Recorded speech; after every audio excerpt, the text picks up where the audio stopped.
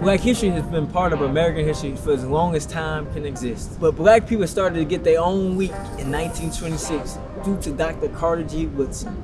So today we will be discussing Dr. Carter G. Woodson and his founding of Black History Week.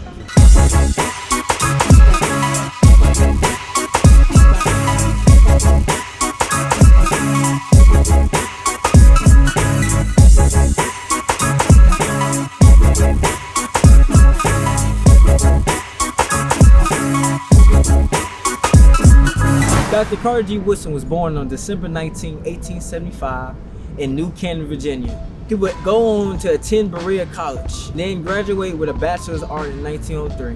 From 1903 to 1907, he would teach English in the Philippines.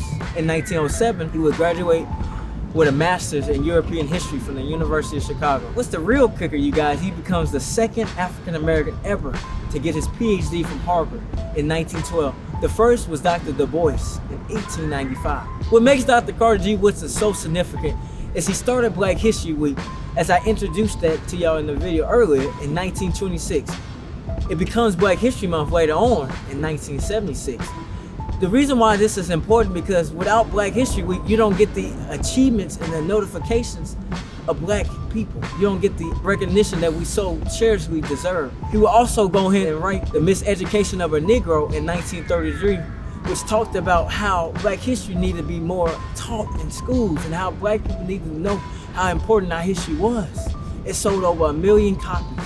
Without Dr. Carter G. Woodson, we wouldn't knew our Black history. He was one of the major founders of Black history, along with Dr. W. Du Bois.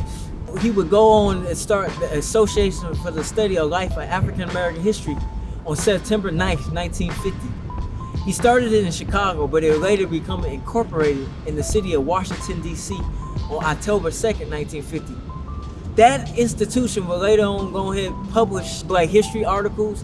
He used to work with Mary McLeod Bethune on the Black History Bulletin, which would go educate young kids, college students about Black history.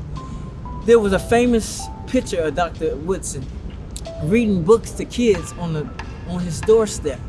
He never had a car, he never was married. His whole purpose was dedicated to our history and to fulfilling us.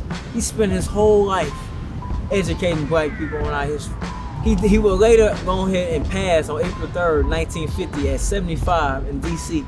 But his legacy continues today and the many historians and scholars who continue to study Black history, who continue to raise our history. Every month, the month of February, we celebrate Black history, and that's due to the legacy of Abraham Lincoln, Dr. Carter G. Woodson, and Frederick Douglass.